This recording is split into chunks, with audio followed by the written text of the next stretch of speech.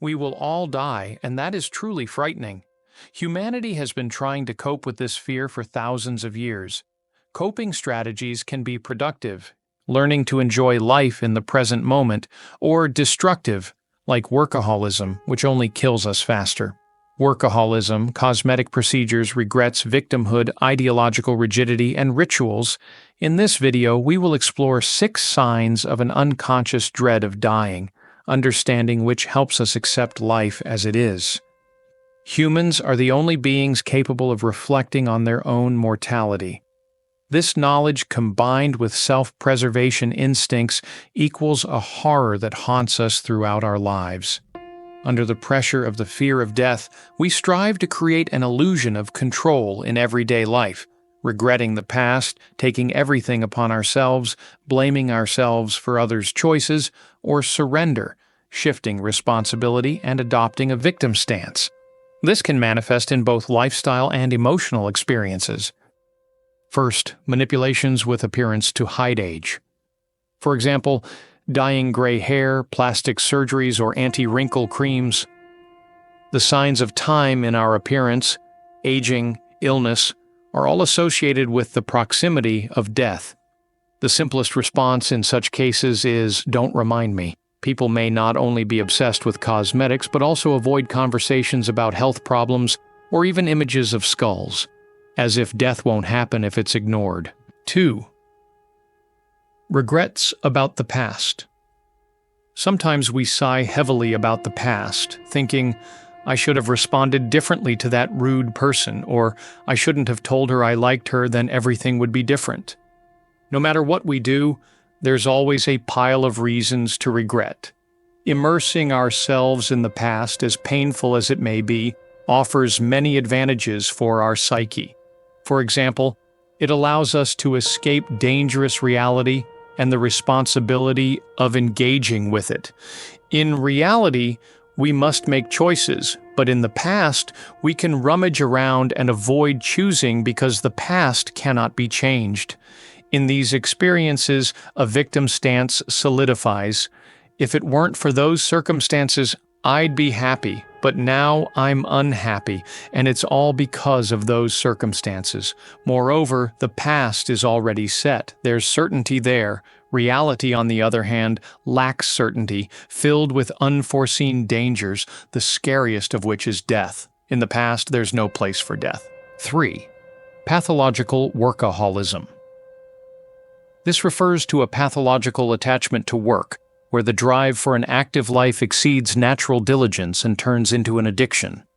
A person suffering from workaholism feels constant anxiety due to the fear of failure, losing in competitive struggles, or appearing incompetent. They compulsively seek approval from others, whose opinions directly affect their emotional state. The World Health Organization defines workaholism as an excessive reliance on work as the sole source of identity and support, while other values like family, friends, or health are neglected. How is this related to the horror of realizing one's mortality? People use work as a shield against anxiety and uncertainty about the future. Work makes a person's life more meaningful and structured, organizing it into days, weeks, and months, allowing them to feel control over time.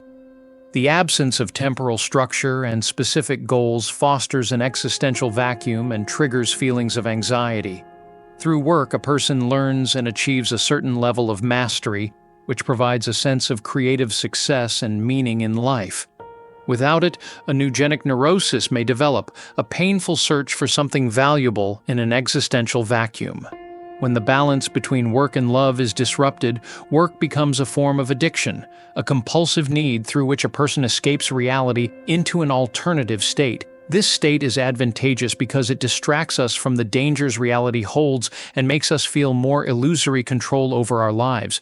Workaholism as a pathological condition may develop due to problems in personal life. Then work fills the vacuum formed in relationships with family or a partner. Unrealistic self-esteem. Then work becomes a way to combat the fear of not meeting societal expectations or failing. Fear of loneliness. Then work can be a way to distract from it and everything associated with it. fear of communication, then work may help avoid it through excessive effort on weekends and holidays, for example. Excessive work becomes a crucial and often the only compensatory mechanism that helps cope with emotional chaos, ignore problems, and bring some harmony to life. The problem is that this mechanism is quite fragile. Any event not according to plan throws a person off balance, challenges their identity, and exposes the fact of their mortality, which they desperately try to ignore. To prevent this, one must find additional support to lean on in tough times and discover a new source of strength, but this requires facing reality with all its unpredictable threats, and that can be terrifying. Fourth, permanent victim stance. The essence of this stance lies in completely relinquishing responsibility and shifting it onto more powerful people or circumstances. What is the point of victimhood as a strategy to escape the fear of death? In modern psychology, the concept of locus of control is widely used to describe the perceived source of one's behavior. People with an internal locus of control tend to take responsibility for their actions and believe they control their own fate. People with an external locus of control, conversely, see the source of their actions as external, attributing their successes or failures to anything but themselves. When a person makes a choice, it is, in a sense, irreversible. It closes one door to open others. The necessity of choosing and bearing responsibility implies that there's no going back. A person may not withstand this pressure and shift the process onto external forces, most often onto someone else. In this case, it feels like that someone else controls everything happening around them. A child perceives a parent as an all-powerful wizard, beside whom it's always safe and predictable. The situation here is similar. To maintain this illusion, a person is capable of sacrificing a great deal. This process, of course, happens unconsciously beyond their will. A vicious cycle emerges. The more reality frightens us, the greater our need for the illusion of safety under someone else's wing. The greater this need, the more we're willing to sacrifice for it. The more we sacrifice, the harder it is to abandon the illusion. We may even sacrifice our health or, in extreme cases, our life, because the potential reward is liberation from death. Phrases like, "I gave you my best years," or "I ruined my health for you and this is your gratitude," express disappointment from realizing the futility of the sacrifice and the absence of the reward we unconsciously hoped for. 5. Enmity and adherence to ideology. German sociologist and philosopher Erich Fromm believed that the main difficulty of human existence lies in the gap between freedom and security, which are eternally in competition. People simultaneously try to escape freedom for the sake of security and reclaim their freedom because it constitutes the essence of humanity. Freedom implies the coexistence of different worldviews, including those that contradict the ones we've chosen to protect ourselves from the fear of death. Imagine, your whole life you firmly believe that by following certain rules, you can achieve happiness in another eternal life, and this comforts you. Then you meet someone who claims you're following the wrong rules and that the other life either looks completely different or doesn't exist at all. How would you feel? How would you react to the idea of everyone's freedom to choose which rules to follow? Calmly accepting another person's right to live their way would force you to admit the possibility of being wrong. The other, eternal life, might not exist. Thus, the pursuit of freedom threatens to shatter your worldview, followed by the realization of death's inevitability. We all tend to divide the world into us and them, naturally favoring us. There are countless criteria for division: shared territory, gender, sexual orientation, ideology, even hair texture.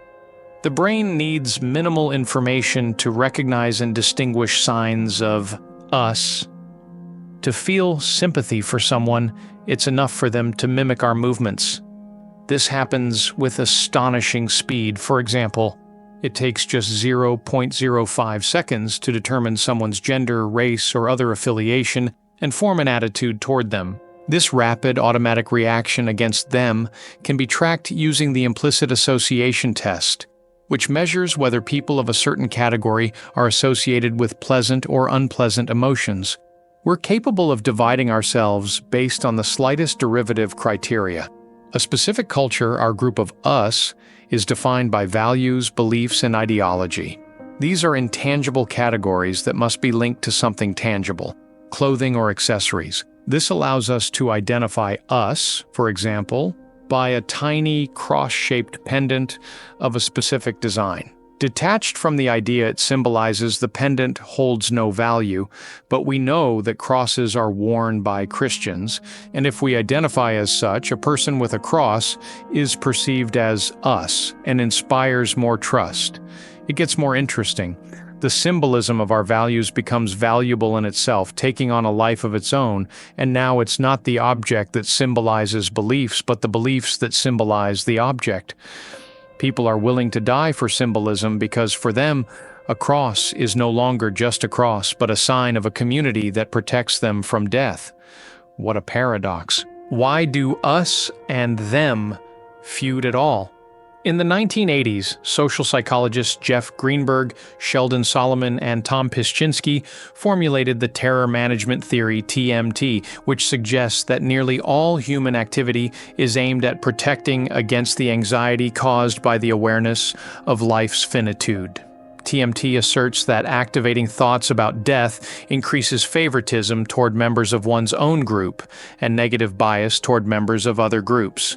This is evidenced by the devaluation and behavioral avoidance of members of ethnic, gender, and sexual outgroups, groups of them, negative judgments about those who violate sociocultural norms, and positive ones about those who uphold them, increased attraction to those who highly value one's worldview, and decreased attraction to those who criticize it, and heightened perceptions of one's own ethnicity as the standard of culture and morality.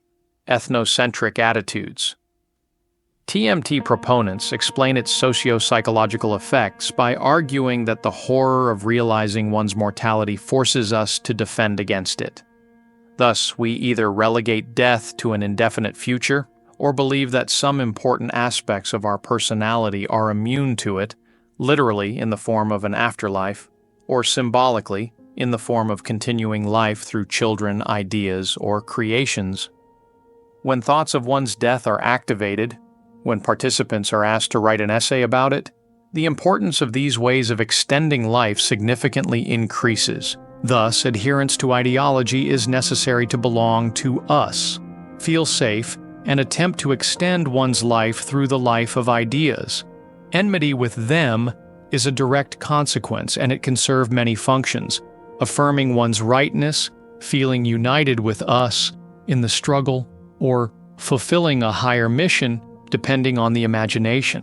What's clear is that these two phenomena are inseparable, and objective reasons beyond the fear of death are often unnecessary. Sixth, rituals. A ritual, as an established order of performing an action, also points to the unconscious fear of death. This includes both compulsive rituals like spit 3 times over your left shoulder and the conditions of an unconscious contract, fulfilling which a person will attain happiness. Compulsive rituals. Take the example of the left shoulder. Suppose a person is plagued by frightening thoughts, such as the death of a loved one or themselves, or thoughts of sex with someone forbidden. The list could go on endlessly. The person doesn't know how to react or is convinced that such thoughts are a harbinger of catastrophe or loss of control. They're enveloped by rapidly escalating anxiety, which then begins to feed itself. The only way to release the tension and prevent disaster is to knock on wood and spit over the left shoulder a specific number of times, after which temporary relief follows. Such rituals, obsessive thoughts, and actions often manifest in anxious times because they provide a sense of order and safety, even in small things. Thus, in trying to control their fear, life, and death through rituals, a person loses the part of control over life that is actually available to them. Conditions of the contract. Get a perfect diploma, close 50 deals, build a career, then I'll start living. This worldview is essentially religious. Only the cult of productivity and success, with its own special rituals, has replaced old deities. In the essay, The Prayerful Circumambulation of the Rug, biologist Robert Sapolsky writes, "A ritual is a comforting structure. A world of rules, prescriptions, demands, and prohibitions is a world marked with signposts. A religious ritual doesn't reduce anxiety, but helps transition from nameless horror to a horror that is measured, weighed, and divided. There's immense relief in the fact that the demons tormenting a person come with a detailed manual for their care and feeding. This worldview is an attempt to find the right path in a world we've been thrown into without a map or compass, to gain at least illusory control over a reality that is inexorable, unpredictable, and before which we are all ultimately vulnerable. It's terrifying to realize that we actually control very little and have almost no alternatives. Navigating the world by feel is harder and more anxiety-inducing than having a step-by-step plan to achieve happiness, even if it's born of fantasy." A bit more about the contract. We can go a little further into abstraction and talk about the contract as a way of avoiding life and everything it entails: love, pain, intimacy, pleasure. By acting according to a detailed plan, we can postpone living until the plan is fulfilled. The fear of living now can be linked to the idea of the inevitability of paying a price for it, as if by postponing life, we postpone death.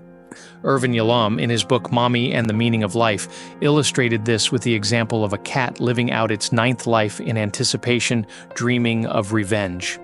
Author: "What do you do all day?" Cat: "I wait for sleep to call me. And that's it?" "I wait. Is that your life? Are you satisfied with it? Considering the alternative?" "The alternative? You mean not living?" The cat's life, which in dreams seeks revenge against the 3rd generation of one of the heroines, is permeated with longing. In the realm of dreams, it remains immortal, but all it does in reality is wait. It doesn't live, but merely exists in numbness. When the protagonist asks, "You have only one life left, why don't you live it to the fullest?" the cat admits that it's simply too terrifying to face the end. When the cat asks how the protagonist endures it, he replies that death is precisely what makes life more precious, giving it a special sharpness, a bitter joy. For him, it's better to use everything he has, leaving death nothing but a burned-out shell. Those who fear death the most are those who approach it with a large reserve of unlived life. Yes, we are afraid. Yes, much of our life is built around the fear of death, but that's normal. Just make sure not to become its prisoner and maintain a balance between strategies for coping with it so as not to kill yourself faster. The whole problem of human life isn't that we didn't succeed or aged. It's that we don't want to die, but we have to.